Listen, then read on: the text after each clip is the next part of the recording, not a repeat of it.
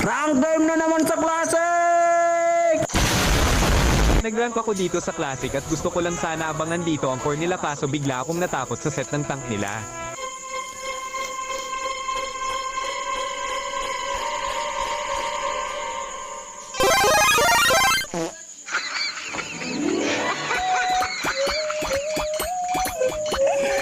Ang galing, ang galing! Ang galing di ba? Dahil sa set na yun bigla tuloy na baliktad ang laro at ito yung nangyari.